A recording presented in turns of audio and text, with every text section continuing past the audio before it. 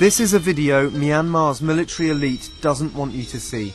Obtained exclusively for CNN, it shows Thandar Shwe, the man who rules the country with iron resolve, celebrating his daughter's wedding.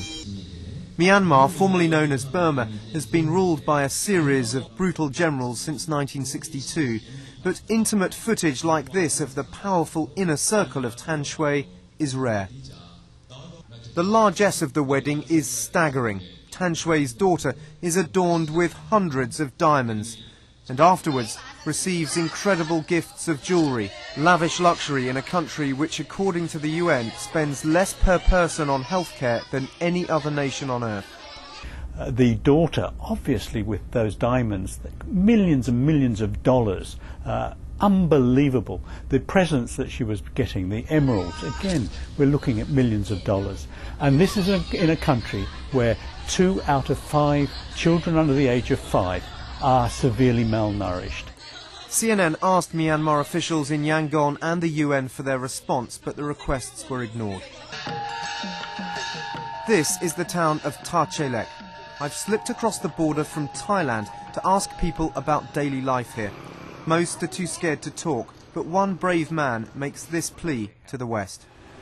We need help because we are not free.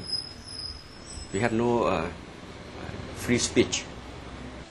What's sickening is the contrast between the military regime and ordinary people here on the streets. They live in a repressed, totalitarian state where the army can do anything it likes. Further inside Myanmar, hidden from the world's gaze, things are even worse. This video was shot by the pressure group, the Free Burma Rangers. They say it shows government troops orchestrating the forced labour of hundreds of Karen tribespeople. Some have horrific stories. This old woman says her son and son-in-law were killed by the regime. My life is finished, she says. While the people suffer, the generals are building a shiny new capital, Naypyidaw, in the middle of the jungle. Foreign reporters aren't allowed here, but this secretly filmed footage shows the new city taking shape. These modern new apartments are not for ordinary people, though, but for those that rule with uncompromising brutality. The democratically elected leader Aung San Suu Kyi has been under house arrest for almost 11 of the last 17 years. Her party won the 1990 election, but it was nullified by the military. Her passive resistance of the regimes earned her a Nobel Peace Prize. The junta says it's planning a return to democracy, citing its constitutional convention that's been meeting sporadically for 13 years. The release of Aung San Suu Kyi, they say, depends on her behaviour. She will continue to be restricted or not. It depends on her acts and her views and on herself.